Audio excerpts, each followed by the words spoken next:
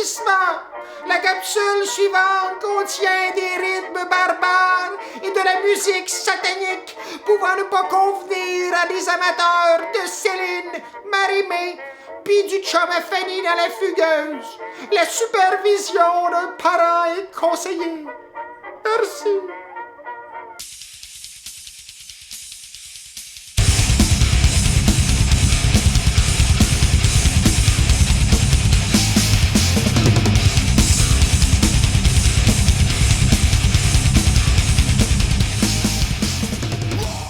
Bonjour tout le monde et bienvenue à cette capsule de Trash de Philo, édition spéciale pour le cours de culture et contre-culture. D'abord, je tiens à vous remercier, chers étudiantes et étudiants, mais surtout vos exceptionnels professeurs qui, depuis la dernière décennie, m'invitent à chaque année pour discuter avec vous dans le cours de culture et contre-culture. C'est donc une longue histoire d'amour qui se perdure encore et à laquelle je suis extrêmement fier et très privilégié de participer. Si présentement certains d'entre vous s'inquiètent et se demandent « Mon Dieu, est-ce que Benoît a invité un clochard psychopathe dans le cours aujourd'hui? » Non, je vous rassure! Je m'appelle Jean-Philippe Lagacé, je suis professeur au département de philosophie du Cégep de Lévis, mais aujourd'hui, ce n'est pas en tant que professeur de philosophie que j'ai envie de m'adresser à vous, mais plutôt en tant que musicien et amoureux de la musique. En effet, en plus d'être professeur de philosophie, j'ai l'immense privilège d'être aussi musicien et d'avoir pu parcourir la planète tout entière grâce à ma musique. Je fais partie d'un groupe hardcore qui s'appelle Get the Shot et d'un groupe punk rock qui s'appelle Downstater, et ma musique m'a permis de voyager aux quatre coins du monde durant les 10 dernières années. Et aujourd'hui, c'est vraiment en tant que musicien et amoureux de la musique que j'ai envie de discuter d'un enjeu philosophique avec vous. Nous avons généralement tendance à croire que ce que nous écoutons comme musique, ou ce que nous regardons ou que nous contemplons en matière artistique, ne sont en fait que des résultantes de nos préférences très subjectives. C'est-à-dire que ce que l'on consomme comme musique ou ce que l'on consomme comme art, ce ne serait pas différent d'un autre choix de consommation trivial parmi tant d'autres. De prime abord, quand on chante « It's My Life » de Bon Jovi à tue-tête dans la douche le matin, on n'a pas trop l'impression que cette préférence artistique-là a vraiment une conséquence éthique et politique.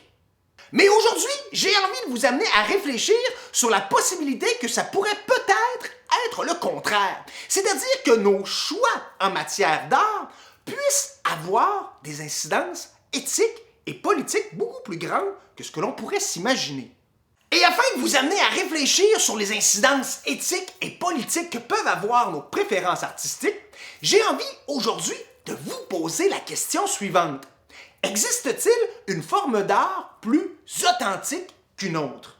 Autrement dit, existerait-il des productions artistiques plus vraies que d'autres, qui seraient considérées davantage comme de l'art comparativement à d'autres?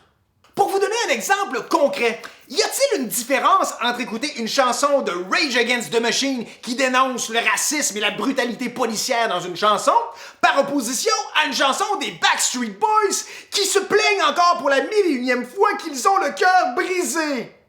Quit playing games with my heart.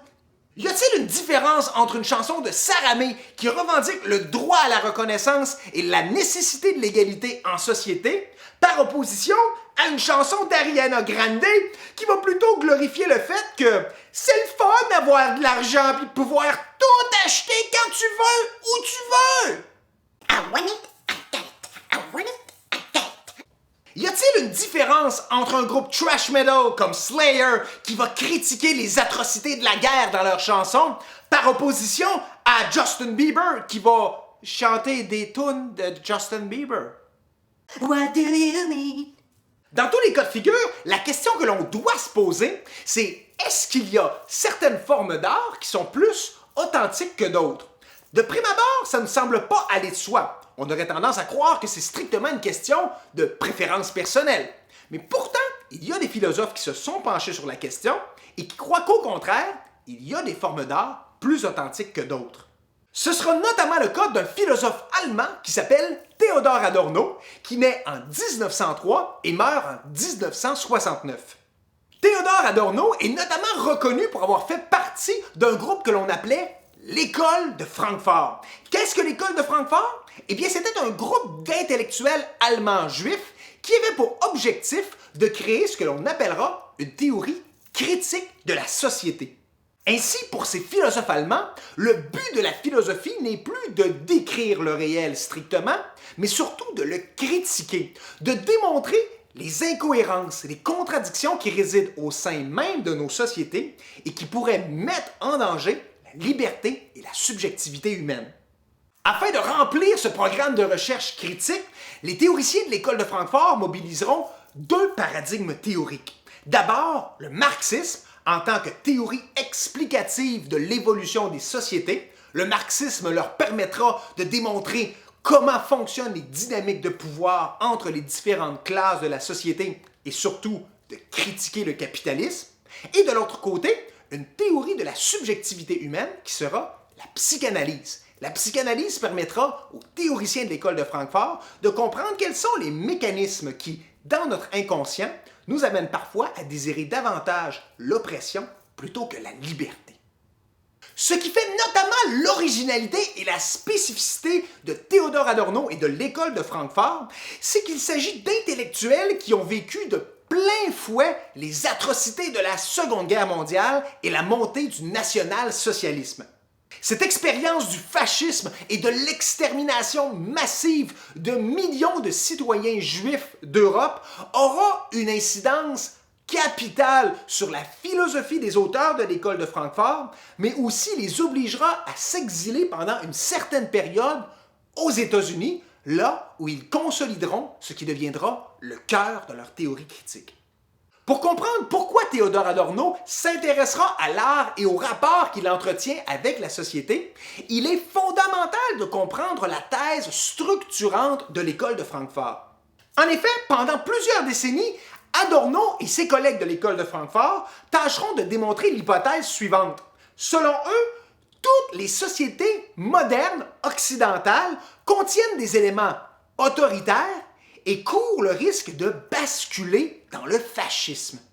Autrement dit, pour l'école de Francfort, toutes les sociétés modernes, y compris celles qui se disent expressément démocratiques, comme le Canada ou les États-Unis, eh bien toutes ces sociétés contiennent en germe des éléments autoritaristes qui pourraient amener cette société-là à rebasculer graduellement dans le fascisme tel qu'on l'a connu en Europe durant la Seconde Guerre mondiale.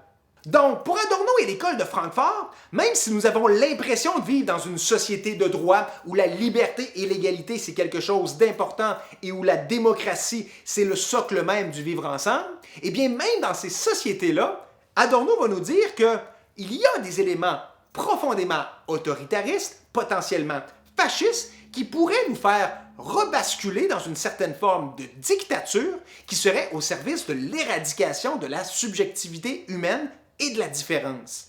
Et force de constater que l'hypothèse d'Adorno est tout à fait avérée lorsqu'on constate aujourd'hui la montée fulgurante des mouvements d'extrême droite, de même que des théories conspirationnistes qui minent radicalement le devenir démocratique de nos sociétés. Mais maintenant, quel est le lien entre la recrudescence potentielle du fascisme dans nos sociétés et la question de l'art qui nous intéresse principalement aujourd'hui? Eh bien, pour Adorno, il y a un fait majeur qu'il faut remarquer. C'est que nos sociétés modernes, si elles contiennent en elles des éléments autoritaires, c'est qu'elles cherchent aujourd'hui à assujettir la subjectivité humaine, non pas par la terreur et la violence, mais plutôt par la culture de masse. Oui, pour Adorno, si nos sociétés démocratiques sont en fait plus autoritaires que l'on croit, c'est notamment à cause de tout ce que la société nous projette par l'intermédiaire de la radio, de la télévision, d'Internet, des médias en général, autrement dit, de l'industrie culturelle. Ainsi, par l'intermédiaire des chansons que l'on entend à la radio, des émissions de télévision qu'on écoute, eh bien la société, de manière vicieuse et insidieuse, nous amènerait à accepter la domination, accepter l'oppression et nous amènerait à glisser graduellement dans un régime autoritaire sans même que l'on s'en rende compte. Ce n'est donc plus par la violence, la terreur et l'éradication physique des individus que nos sociétés deviennent fascistes, mais c'est plutôt par la culture qu'elle va déployer, par l'industrie culturelle qui va proposer des produits qui vont nous amener à accepter et normaliser la domination de l'autre.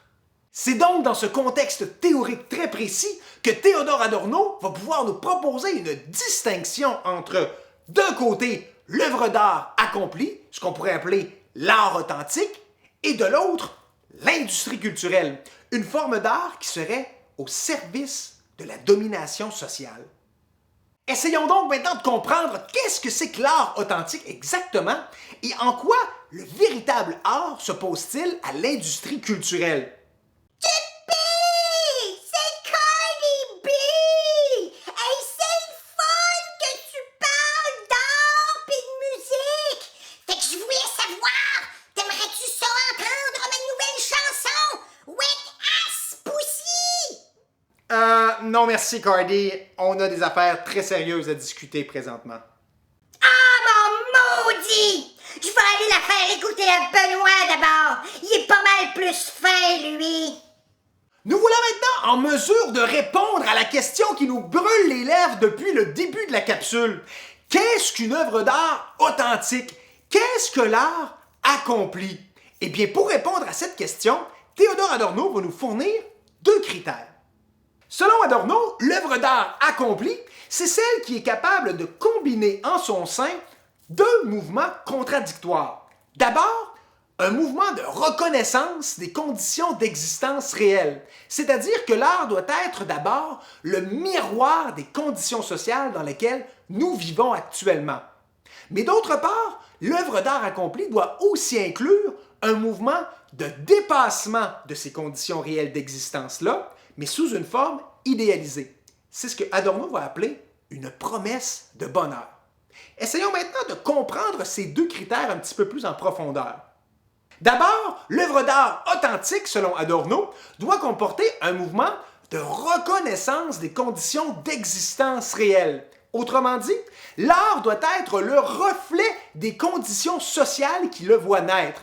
Il doit être un reflet des tensions, des contradictions, des inégalités qui persistent au sein même du climat social qui va le voir apparaître.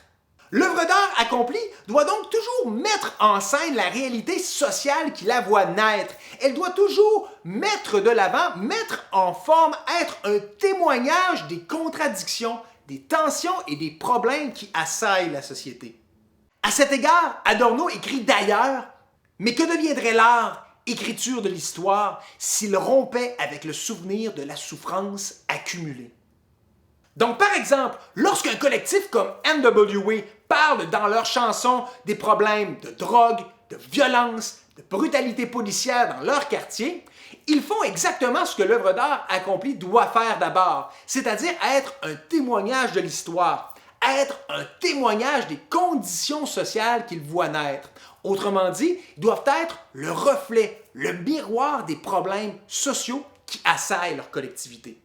Ce qui est toutefois intéressant de noter, c'est que pour Adorno, toute production artistique, de facto, contient cependant un certain sédiment de la réalité sociale. C'est-à-dire que toute production artistique témoigne, malgré elle, du contexte social qu'il a vu naître. Ainsi, même si une chanson de 50 Cent qui fait la glorification de l'argent et du pouvoir est radicalement différente de la critique sociale d'un collectif comme NWA, n'en demeure pas moins que cette œuvre d'art-là aussi, quand même, contient ce mouvement de reconnaissance de la réalité sociale. Elle fait part de cette réalité dominante qu'est le capitalisme et montre quelles sont les conditions d'existence dans lesquelles l'art est produit. En somme, on comprend que si toute production culturelle contient à plus ou moins grande échelle un certain sédiment de la réalité sociale qui le voit naître, alors on comprend qu'il va falloir un autre critère pour s'assurer que notre art soit véritablement authentique. Quel sera ce deuxième critère? Eh bien, c'est celui de la promesse de bonheur. Effectivement, pour être proprement authentique, une œuvre d'art, selon Adorno, doit être une négativité subversive, c'est-à-dire qu'elle doit proposer un dépassement des conditions d'existence réelles. De que c'est? Pour une œuvre d'art, ça consiste essentiellement à proposer une utopie, c'est-à-dire laisser entrevoir la possibilité de quelque chose d'autre, un monde meilleur qui entrerait en contradiction, qui ne serait pas les conditions actuelles dans lesquelles nous vivons. C'est ce que Adorno va appeler une promesse de bonheur. L'art authentique doit proposer quelque chose d'autre, proposer un monde meilleur que celui dans lequel nous vivons actuellement. Et c'est précisément par cette capacité qu'a l'art de proposer la possibilité d'un monde meilleur que réside son potentiel éminemment critique. L'art est authentique dans la mesure où il est critique, c'est-à-dire qu'il entre en contradiction avec le monde actuel et il nous montre que le monde dans lequel nous vivons n'est pas le meilleur des mondes possibles. Ainsi, lorsque Rage Against the Machine chante « Fuck you, I won't do what you tell me » ou que John Lennon chante « Imagine all the people living life in peace », eh bien, dans tous les cas, nous avons affaire à la négativité subversive de l'œuvre d'art authentique, sa capacité à laisser entrevoir la possibilité d'un monde meilleur qui n'est pas réalisé ici, maintenant, présentement, mais qui serait à venir, qui serait à faire et qui serait à bâtir. Donc voilà ce qu'est l'art authentique selon Adorno. C'est celui qui est capable à la fois d'être le miroir des conditions sociales actuelles, mais qui est aussi capable de proposer la possibilité d'un monde meilleur, de quelque chose d'autre, d'une promesse de bonheur. Cependant, pour Théodore Adorno, l'œuvre d'art authentique est aujourd'hui mise à mal par la prévalence et l'omniprésence d'une forme d'art débridée. Un art qui n'est plus authentique, mais qui est plutôt au service de l'ordre établi. C'est ce que l'on appelle l'industrie culturelle. Qu'est-ce que l'industrie culturelle exactement et en quoi s'oppose-t-elle à l'œuvre d'art authentique dont on a parlé? Eh bien, l'industrie culturelle, selon Adorno, c'est l'art en tant qu'il se reconnaît lui-même comme une marchandise. Autrement dit, dans l'industrie culturelle, l'art devient un vulgaire objet de consommation que l'on peut consommer et jeter à sa guise et qui a pour seul objectif de générer un maximum de capital et un maximum de profit. Mais monsieur Lagacé, j'ai acheté mon disque préféré de Lara Fabian au Walmart. Cela veut-il dire que mon album n'est plus authentique? Il faut être extrêmement prudent ici, parce que si on regarde l'histoire de l'art, on remarque très facilement que l'art de toute époque s'est toujours vendu et s'est toujours acheté. Ce n'est pas une nouveauté, il ne suffit pas qu'une œuvre d'art soit vendue pour devenir un produit de l'industrie culturelle. Pour devenir un produit de cette industrie-là, il faut que notre art soit produit spécifiquement en vue de générer un maximum de profit. Ce n'est donc pas le fait qu'il soit vendu, notre art, le problème, mais c'est le fait qu'il soit produit et vendu uniquement pour générer du capital, générer du profit. Par exemple, lorsqu'un artiste décide délibérément de produire une chanson plus mainstream, plus accessible pour atteindre plus facilement son public cible sur les ondes radiophoniques, vendre plus d'albums et donc générer plus de profit, eh bien on peut dire qu'on est effectivement dans une logique de l'industrie culturelle, où l'art n'est plus une fin en soi, c'est-à-dire n'est plus un moyen de contester l'ordre établi et de proposer un monde meilleur, mais plutôt un simple outil afin de générer des profits et de générer du capital. Et tout le problème est là selon Adorno, car au fur et à mesure que l'art se plie aux lois de l'offre et de la demande, aux lois du marché, eh bien, il se départit de son potentiel critique. Effectivement, plus l'art se reconnaît comme une marchandise qui vise ultimement à générer un maximum de profit, eh bien, plus il se départit de son potentiel critique, selon Adorno. Ce fameux potentiel qui lui permettait de laisser entrevoir la possibilité d'un monde meilleur. C'est pourquoi la principale caractéristique de l'industrie culturelle, selon Adorno, c'est qu'elle n'inscrit plus l'utopie comme une promesse de bonheur dans un monde meilleur à venir. Elle inscrit plutôt l'utopie dans l'instant présent, dans l'état actuel des choses. Le bonheur n'est pas quelque chose que l'on doit bâtir, travailler, qui est à venir. Le bonheur, c'est le monde actuel, c'est le monde présent, c'est la société dominante telle que vous la connaissez. C'est donc la société capitaliste.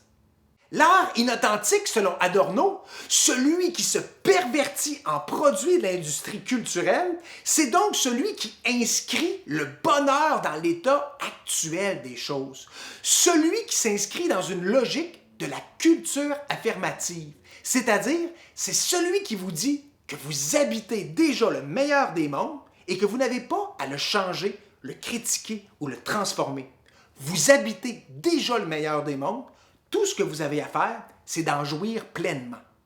Ce n'est donc pas pour rien que la plupart des chansons mainstream que l'on va entendre au centre d'achat ou à la radio sont essentiellement des chansons qui font l'apologie et qui célèbrent l'ordre établi. Ce sont des chansons qui célèbrent la société capitaliste dans laquelle nous vivons actuellement. Quand Lady Gaga nous dit « Just dance! Dansez! Tout va bien! » ou que Bruno Mars nous dit « I wanna be a billionaire! So fucking bad! » ou bien que Enima nous dit « Le billion, ça c'est sûr, bébé! Ces putains de billets, c'est ma cure, bébé! » Eh bien, dans tous ces cas de figure, nous avons affaire à de l'industrie culturelle dans la mesure où ces chansons célèbre l'ordre établi. Elle ne nous amène pas à vouloir le critiquer, cet ordre établi-là, mais plutôt à en jouir, à en profiter et à nous faire croire que nous habitons déjà le meilleur des mondes possibles. Adorno nous dira que les produits de cette industrie culturelle-là sont d'ailleurs très faciles à identifier puisqu'ils ont deux dimensions bien particulières. D'abord, le propre de l'industrie culturelle, c'est qu'elle vise essentiellement le divertissement. Et pour Adorno, le divertissement, ce n'est pas quelque chose de positif. Au contraire, c'est très péjoratif. Le divertissement, c'est ce qui nous empêche de réfléchir sur les conditions actuelles d'existence. C'est ce qui nous empêche, autrement dit, de prendre acte des contradictions, des inégalités et des problèmes de la société dans laquelle nous vivons. Le divertissement, c'est donc en quelque sorte une fuite. C'est une manière de faire diversion, de nous empêcher de réfléchir aux thèmes fondamentaux et aux questions importantes en société. Ce n'est donc pas pour rien que la plupart des chansons très mainstream, très accessibles et surtout très populaires en société sont généralement des chansons plutôt futiles, avec des thématiques relativement superficielles. Ce sont celles qui nous distraient, qui nous permettent d'échapper à la réalité, mais qui ne nous permettent pas nécessairement de réfléchir sur cette réalité-là pour la critiquer et proposer un modèle différent. Et finalement, la deuxième dimension de cette fameuse industrie culturelle-là, c'est ce que l'on appelle la standardisation.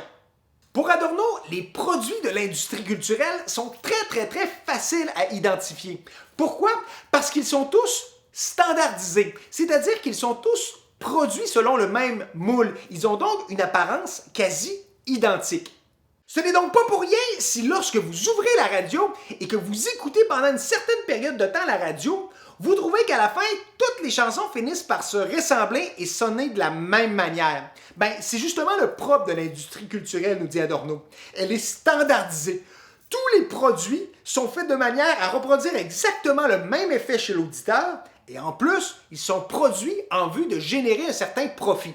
Donc, ils sont paramétrés, structurés en fonction de critères très précis qui vont leur permettre d'atteindre des objectifs de profitabilité déjà fixés. Et au final, c'est pas étonnant après ça que la plupart de ces grands artistes mainstream-là se poursuivent entre eux pour plagiat artistique, quand on sait que dans les faits, la plupart de ces chansons-là sonnent à peu près toutes pareilles et sont à peu près fabriquées exactement avec les mêmes matrices. Pour répondre à notre question de début de capsule, il est donc possible d'affirmer, selon Théodore Adorno, que oui, il existe des formes d'art plus authentiques que d'autres. Il existerait d'un côté l'art authentique, celui qui est capable à la fois d'être le reflet des conditions d'existence réelles, mais à la fois de proposer un dépassement de ces conditions-là en proposant une utopie, un monde meilleur qui n'est pas encore réalisé. Et de l'autre côté, il existerait aussi une forme d'art inauthentique, une forme d'art qui serait en quelque sorte privée de son caractère critique, que l'on appelle l'industrie culturelle, et qui viserait strictement à célébrer l'ordre établi et l'idéologie dominante du capitalisme hyper-industriel. Voilà donc qui met un terme à cette capsule édition spéciale culture et contre-culture. Et donc, selon vous, est-ce que Théodore Adorno a raison de dire qu'il y a des formes d'art plus authentiques que d'autres? Est-ce qu'il a raison de dire que nous devrions davantage nous orienter vers des formes d'art qui nous permettent de penser la possibilité d'un autre monde, ou si au final, ce que l'on consomme en matière d'art, c'est strictement une question de préférence esthétique et que ça n'a pas vraiment d'incidence éthique ou politique. À vous de jouer les amis et à vous d'essayer de répondre à cette question-là. Donc, j'ose espérer que cette capsule vous a plu, mais surtout, j'ai très hâte d'en discuter avec vous durant le cours. Donc d'ici là, prenez soin de vous, écoutez un peu de musique barbare ou de musique bouncy, stage divez sur vos collègues, sur vos amis, et on se revoit très bientôt. Salut les amis!